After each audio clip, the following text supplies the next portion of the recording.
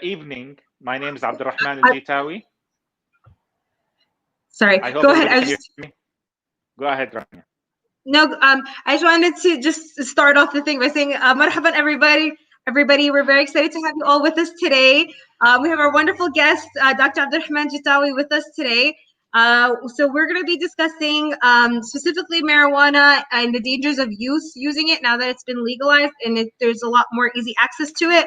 But this is part of this is the first installment of a three-part series where we're going to be discussing drug abuse in our communities. Drug abuse is a very real and dangerous issue in our communities, and we recognize that we need to build safe and brave spaces for members of our community to comfortably seek and find support. So today I have the honor of introducing one of our leaders in our community, one of our beloved PAC family members, Dr. Abdurrahman Jitawi, who is a pharmacist, writer, and activist. He is the co-founder of KEFA, a community group working on increasing awareness amongst our youth about the dangers of drug abuse. And so without further ado, I'd like to pass on the mic to Dr. Jitawi. Thank you, Rania. Assalamu alaikum again. My name is Abdurrahman Jitawi. It's my pleasure to be with you tonight discussing this very important topic, the issue of drug abuse. Inshallah, we will spend 15 to 20 minutes talking about the drug abuse issue, and then if there are any questions, we can inshallah address them. 15 minutes, we all hear the commercial.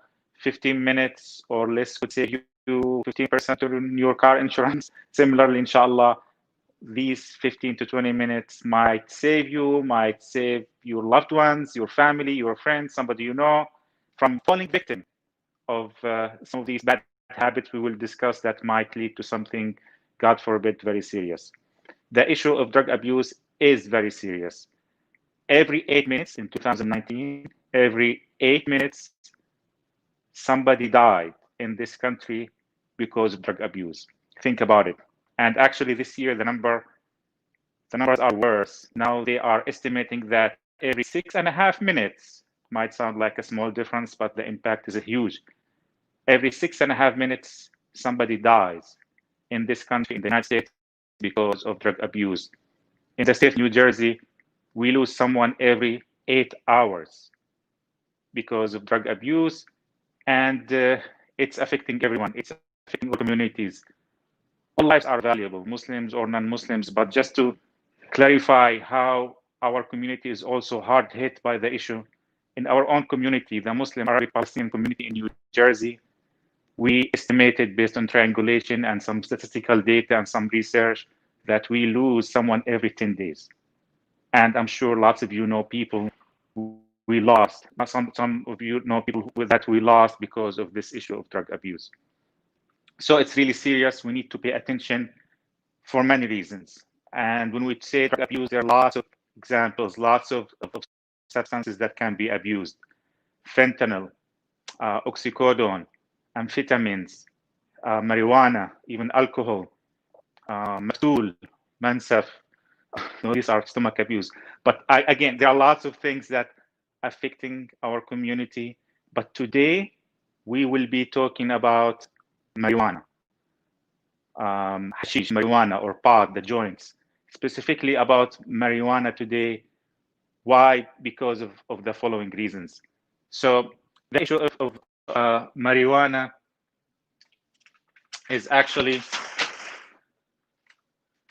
considered the most prominent. Marijuana is the most prominent, most abused substance amongst teenagers. Today, our focus is teenager, and we will discuss that why in details, inshallah, shortly. There's lots of misinformation about marijuana. We will try to address them today. And finally, the issue of legalization of marijuana in the state of New Jersey is certainly going to have a huge impact. So our discussion of marijuana today is because it is the most abused or the most used substance in our high schools amongst teenagers after alcohol. And that's actually based on research by the New England Journal of Medicine. They do say it's the most widely used substance after alcohol in our high school. And in some estimates, they say almost 50%, 1 in 2 of our teenagers in high schools have used or using marijuana. And the New England Journal of Medicine, those of you who are in the medical field know it's a very reputable publication. It's based on research. And they define the risk of a substance not only because based on its harm, how much fatalities it can cause, but also by the acceptability, by the access it has. So marijuana also, people have easy access to it compared to other substances. So the most widely used substance, also there is lots of misinformation about marijuana. When we say marijuana, lots of people think of it as a very benign substance. It's not. We're going to discuss the impact of marijuana in our bodies, in our lives, in our social activities, and so on. But people tend to think of it as a substance that is important for medicinal uses. And this might be true in some cases. I am personally not against the use of marijuana in strict medical conditions based on diagnoses that are clear. That's not the topic we are discussing today. We are discussing the abuse of it. And there's certainly lots of it. Some people also think of marijuana as a social justice issue. They think of the people who are being incarcerated or indicted or criminalized disproportionately because of marijuana. Again, I am all about, we all should be supportive of second chances. I am, for one, think that these charges should be dropped, especially if they are disproportionate. People of color are 6 times more likely to be criminalized because of marijuana. So these are different things, but that does not make marijuana benign and something that is harmful. Harmless, I'm sorry. It's very harmful, and we will discuss that in details, inshallah. Now, the issue of legalization has hit the state. So as early as January next year, there will be much easier access to marijuana. And that's based on the voting that has just taken place. Remember always, being legal does not mean it's harmless. There are lots of things in this world that are legal, but that does not mean that we should do them. Alcohol is legal. Tobacco is legal. Lots of things you can do and use are considered legal, but that does not make them harmless. And this is a discussion we are facing every day now in our community, as many people think of marijuana as a harmless or benign or not that impacting substance. It's not. When we talk about the impact of marijuana, there is an extensive body of research from lots of magazines, lots of publications discussing in details. I personally think one of the most important things we should be aware of is that marijuana, especially when used amongst adolescents or among teenagers, is likely to cause long-term effects on the development of the person's brain. According to some studies, it has been found that usage of marijuana as a teenager can reduce the IQ of the person by 8 degrees. That's very significant. The person becomes less able to study, less competitive in general in life, less able to understand, to hold a job, to even keep a relationship. All these are important things for a successful life. Marijuana does affect the person's ability to study, to learn, to acquire information, to maintain relationships. And this is again based on studies that have been published years ago and been actually emphasized by new research everywhere. So we need really to pay attention to it. That's not the only impact. Magazines also discuss the impact of marijuana in terms of its impact on the cardiovascular system, the brain. It has been shown that marijuana can cause a deformity in the development of the hippocampus, especially when used in younger age, among teenagers. Please remember, regardless of your political view on the use of marijuana, we should all agree, all of us, Democrats, Republicans, Independent, we should all agree that we need to protect our teenagers from using marijuana. The overwhelming vast body of research is showing that the early use of marijuana amongst teenagers can have a lasting impact in memory, in education, in almost every single system in the body. Respiratory system, breathing can cause bronchitis. There is a relationship also between the use of marijuana and the development of psychosis. Just Google it and you will find lots of these things. So the impact of marijuana is also, we have to say, have not been fully studied yet. There is lots of pieces of research that have not been missing. The fact that it's not been legal made studying it extensively less possible, but now we're going to learn about it, and we're going to see more research coming, and that will have, of course, an impact on our understanding of how harmful it is. Just looking at the pharmacological profile of marijuana and the fact that its crystals or the active ingredient can reach the brain, but that by itself should be a red flag. So when we talk about marijuana also, one of the key things that should not be missed is that according to the National Institute of Drug Abuse, and according to a vast or overwhelming body of research, it has been documented that utilizing of marijuana can lead to a more harmful substance abuse in the future. And we've seen some of that research, and some people say that's just association or correlation, does not mean causation. And we understand that. But the fact that the active ingredient does affect the development of the brain and the sensitivity to certain chemicals have been linked to the practice or the behavior of more dangerous substance abuse in the future. In one study, actually, they found that using marijuana as a teenager will most likely result in a higher chance of becoming alcoholic within 3 years. So the research is out there, and it's not something to be ignored. So these are some of the harmful things when it's come to marijuana. What can we do as a community? What are the things we can try to accomplish to make the use of marijuana less harmful to our community? There are 3 things really, and it's really a simple model. The first thing is education. There is no question. The best remedy to reduce the impact of substance abuse in our community is education. Education is 3 things based on some research that was published by the American Adolescent or Pediatric Psychiatry magazine. The 3 things we can do is, number 1, asking questions to our families, to our kids, to our teenagers about what they know when it comes to marijuana. The second thing is trying to provide the relevant information focusing on the danger of using marijuana in a younger age. That should be easy to explain, saying that it has a permanent effect. We need to educate ourselves on that and educate our children. It's a big deal from the perspective of its permanent damage that might be caused on the brain. Number 3, after we ask the questions and after we educate and tell them what damage it can cause, number 3, we should now try to recall or test the information we provided to see if it's actually being absorbed and captured. And we should repeat this process, ask questions, educate, and test or find the knowledge or see if the recipients are really learning and understanding the topic.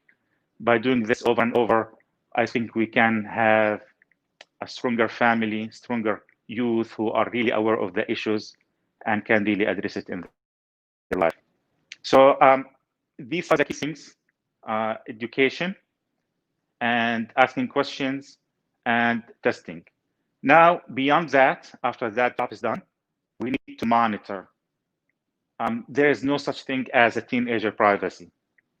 We should always keep an eye. We should use our eyes, our noses, try to see if there's anything might be happening in the house, in the basement, anywhere that might be a red flag. That behavior of a teenager at this stage could be emotional at some stages. That should be conflated or confused for addiction.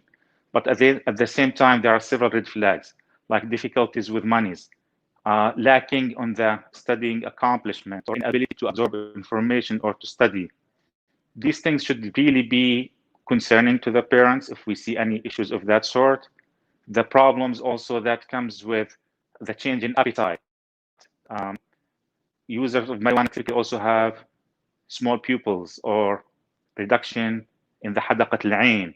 So as parents, we are responsible to keep an eye. We should really be engaged and knowing who are the friends that our children are spending time with. What language, what type of behavior they are acquiring, that's also indication of a certain behavior that might be happening in our absence. Again, the best remedy is protection. Be engaged with your children, be engaged with your teenagers, ask the questions. If you have to look into their rooms, find if there's anything that you need to discuss it. This is the time to build the protection. This is the time to get rid of the passivity or the indifference that some of our teenagers might be just exhibiting when it comes to marijuana. Finally, don't be afraid to seek help. Sometimes seeking help means that you have to contact the authority. There is no shame. It's the honorable thing to do to call the police if you feel somebody is causing damage to your community, to your family. We as Arab and Muslim community sometimes have a lacking of confidence in the authorities' ability to address the problems. But when it comes to drug abuse, it's our job to monitor our communities and make sure we protect our neighborhoods, and our job to report what's going on if there's a damage being done by certain individuals is really important. We have all to get rid of the stigma and make sure we are protective of our neighborhoods. Seek help also, and sometimes you need a professional help. Remember always, the person is a victim. Drug abuse is a disease. It has symptoms, it has manifestations. So there's no shame also in seeking help from professional centers. At the center, Palestinian Center, we have a list of specialized professional treatment centers that can provide help at no charge, at no cost. There is no shame in asking for help from professional medical staff in cases where the use might require some intervention, medical intervention from professionals. So these are things that we need to educate ourselves about. These are things we need to talk to our families about.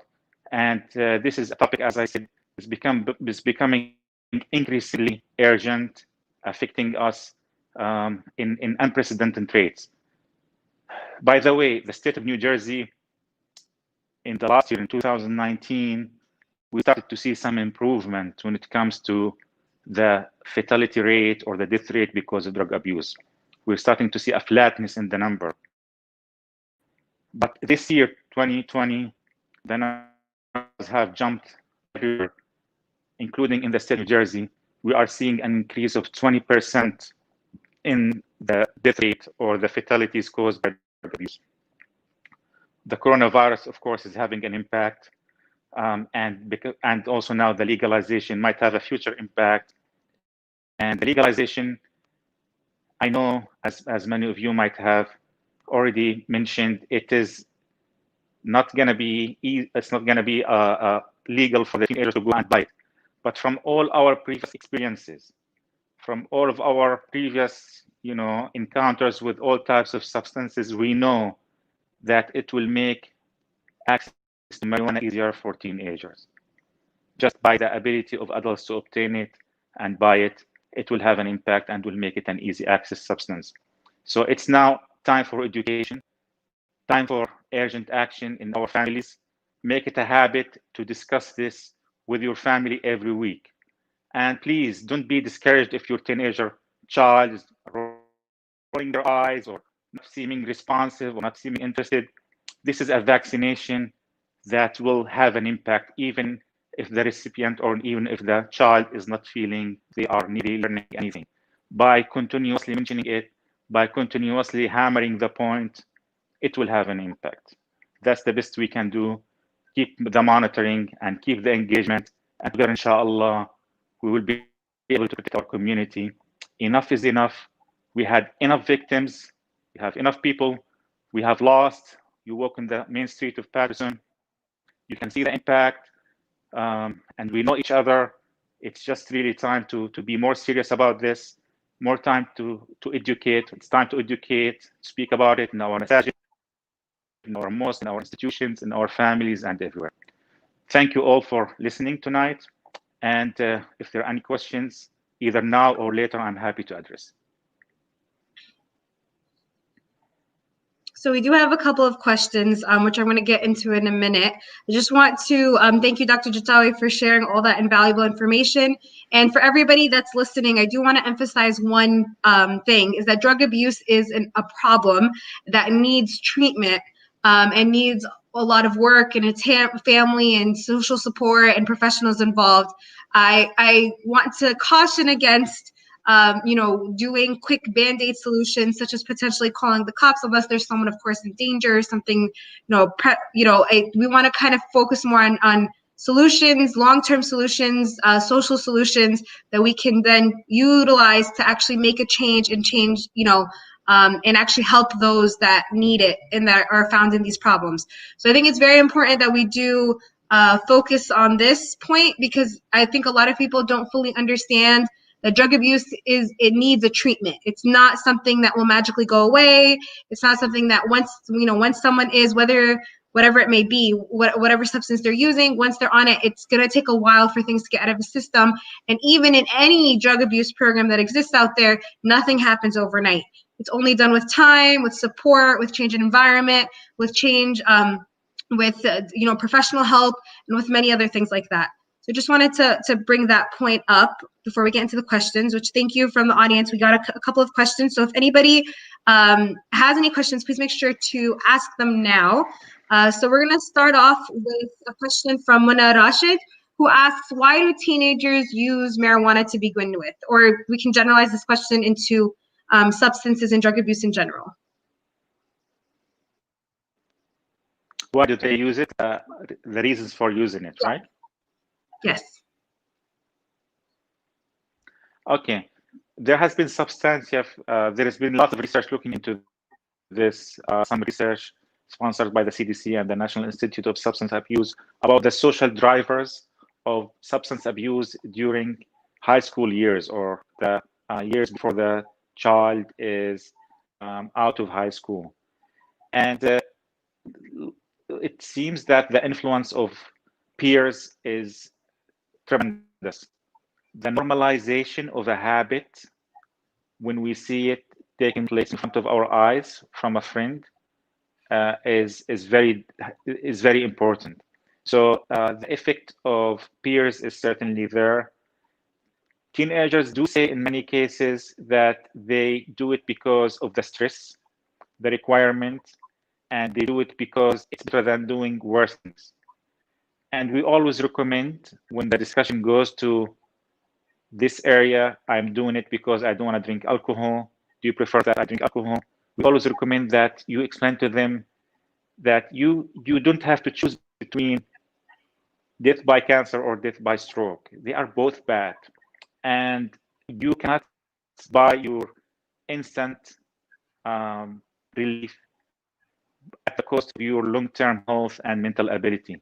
This is a kind of a rich discussion that needs to take place to explain the long-term effects of using substances at the years of when the brain is still development in high school. Thank you very much. The next question received is from Ashraf, where he asked, does marijuana affect the immune system?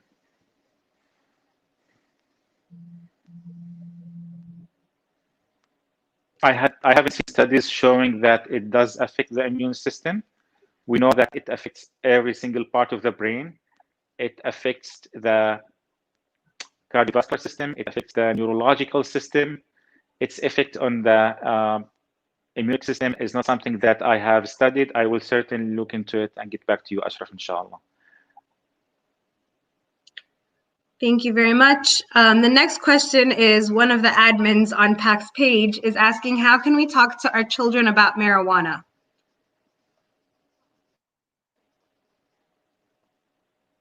Start by asking questions. Start by asking them, have you heard of marijuana and what do you know about it? And from there, you have to create a tailored message explaining to them the dangers of marijuana, If the child says, "Oh yeah, I heard of marijuana. It's something people do in the parties," then the discussion becomes about the dangers of marijuana, the social use or the occasional use of marijuana, and how it might lead to something else. And once you do that, the last step, please ask your child if they understood what you're saying. Ask them, so what do you think of that? How do you see the dangers of marijuana? These are 3 steps. Ask questions, provide facts, and then try to kind of test the knowledge. Repeat over and over many times. I have to bring up something really important. Our children learn from our behavior much more than they learn from our words. Sometimes the parents are not perfect. Sometimes the family have previous encounters with substance abuse. There is nothing wrong on being honest about it and explaining to the children that we all make mistakes and we learn from them. Honesty is important when we educate our children about certain behaviors by making sure they understand that what's wrong is wrong, regardless who's doing it. Even if I am as a parent who's doing it, will have also an impact. 100% agree. And I want to add one thing about our younger, the youth and the children. We have to remember, and I always love this saying, sahib sahib. So your friends, you please make sure you're watching your kids' friends, because whatever your kids' friends are into, your kids are probably also into it too. So that's always a big telltale sign. And sometimes you can make it into like an activity where everybody comes together and talks about it. Or maybe you talk to some of your, your kids and their friends. So that in that way it's a collective effort. And I think that's it. It also takes a village where we all have to be involved in this scenario. This isn't just about your kid. This is about all of our kids. So the next question is actually off YouTube. Salih Jitawi says, Salam, brother, I have a question. If I have a family member using marijuana without a medical advisor giving it to them, what should I do to help? Thank you.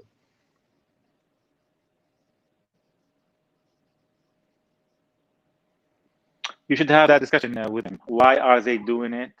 Sometimes they will refer to a certain influence from a friend or somebody they knew.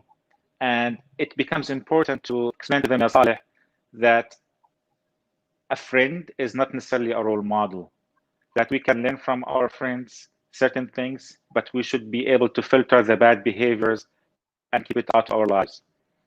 It's really tough. Saying it is much easier than doing it. We all want to fit in.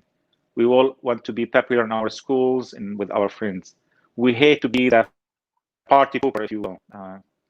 But it all comes with at the expense of our own wellness if we are compromising when it comes to things like marijuana or substance abuse. There is no negotiation in that regard. Every teenager will be one day in that relaxing setting with a friend where someone will pull something that is dangerous, a substance. The strength and the courage and the leadership and the ability to say no at that moment will take years of education and building. So we are able to say, no, I'm not interested. I just don't do drugs. I have no, interest now or in the future of taking any part of that. We should always be prepared for that moment. We should be always ready to discuss it based on facts. And it's really something that takes a village, as you said, Rania, to establish. I have a follow-up question on Salih's question. What if somebody is using marijuana for medical reasons, but without their medical, providers or doctors knowing about it? How would you advise them going about that situation?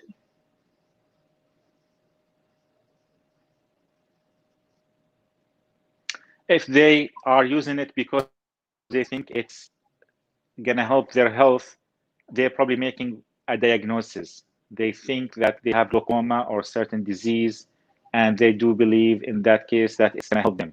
And this is a typical mistake that might happen with any drug.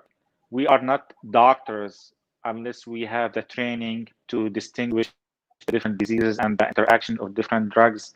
So we shouldn't really put ourselves in a position where we are prescribing based on our limited knowledge and limited research. Doing it for what's believed to be a health benefit it's not a job of the patient or the individual. It takes a professional doctor to address it. I don't know if I addressed that question, Rania, but certainly in this case, we need to warn people of making that decision for themselves, not realizing it might have an impact. For example, marijuana is associated with psychosis. So somebody who is susceptible or inclined to have mental issues might not be a good candidate to use marijuana for medicinal reasons.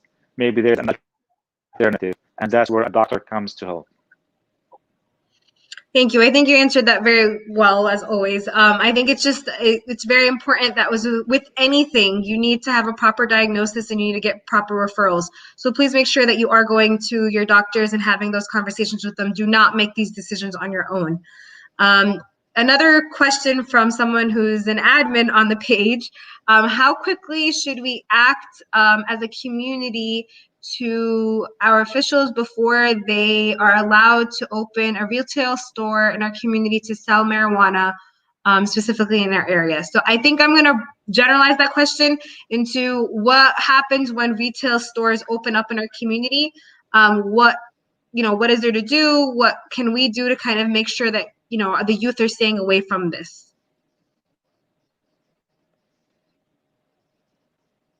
I'm really glad this question came up, and we shouldn't really ignore this issue. If you follow the news in the state of New Jersey and just read what's happening after the legalization vote, you will easily notice there is some sort of a gold rush. Lots of people are rushing to get licenses for distribution facilities so they can be a part of this seemingly new fortune hitting the state. And I, as many of you have heard, a marijuana industry executive coming to our community here in Paterson and saying very clearly that their marketing model is based on targeting certain socioeconomical groups that are likely to be heavy users or frequent users of marijuana. And he said Paterson is one of the right places. I'm not making this stuff, this is all documented. So when businesses are coming to our neighborhoods with their hunger for making money on the back of our health and the wellness of our children, we should have a stance. We should use our relationships with the officials to make it clear that we do not want these type of stores and distribution centers close to our children, close to our schools, close to our communities. We should make it clear also that the educational programs in our schools address that. Alone, we cannot have the solution. Everybody should cooperate. So I really urge all of our leaders in all the institutions to proactively address the topic of opening of these distribution centers everywhere, to make sure as much as possible we keep our neighborhoods and communities really distant from these dangers that are coming to our state very soon. Thank you, Dr. Jitawi. We have another question from Abdul Mun'im. He asks, how about community programs, partnerships to raise awareness among young people on substance abuse? I guess the question is more of, do they exist? And if they do not, what's the importance of having them?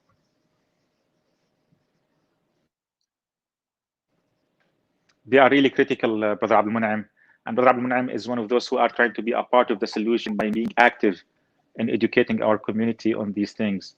I really believe if we speak to our teenagers and our children during this period of time, even for a short period of time, educating them, I really believe this will have a huge impact. It's really a type of mental vaccination that will really stop them at the critical moment from being a part of it. So my suggestion is to use all of our institutions, all our mosques, centers like the Palestinian Center, mashallah, always doing a great job and in the forefront of all the issues hitting our community.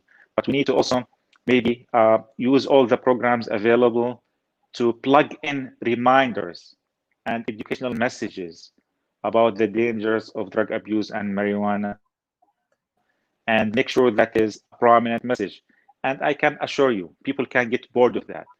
I can assure you, people don't want to be associated with the drug abuse problem because it's, we have the stigma. But if we do not do that, the issue will continue to have a huge impact on our youth and in our teenagers.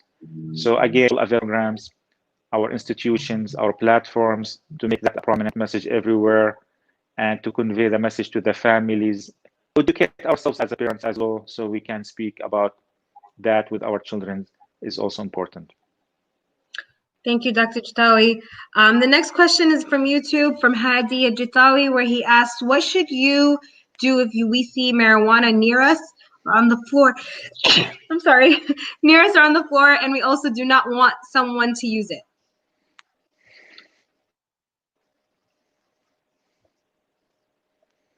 That's a very good question. If you see it in the floor, just tell someone about it so they can get rid of it. If it's in a school, tell the school. If it's in an institution, tell the institution, and be proactive. Yeah, Hadi, as you always are. Don't look the other way. This could be something that will impact someone else.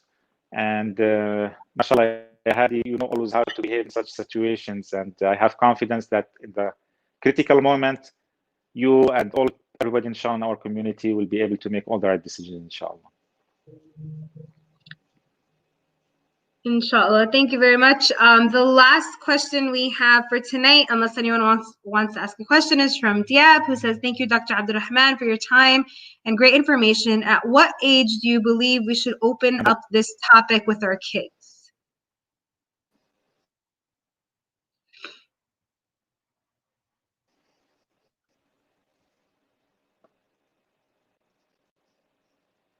As early as possible. I think this topic, we should start talking about it as soon as our children starting to build values and distinguish right from wrong when it comes to behaviors. We should talk about this the moment they start socializing with our children. So it really varies by a person, but early education, as early as possible, at the age of 7 or 8, about dangers of drugs in general, is not, in my opinion, too soon. And education means continuous hammering of the point, bringing it language, engagement, and discussion. The things we learn at a younger age tend to stick with us. And there's no better time to do that than the early years of your surrounding and the social impact on yourself and your family. So I would say, again, as early as possible, for sure. Thank you very much. We have received one more question, which is, if you know somebody selling marijuana on the street, how should we act or react?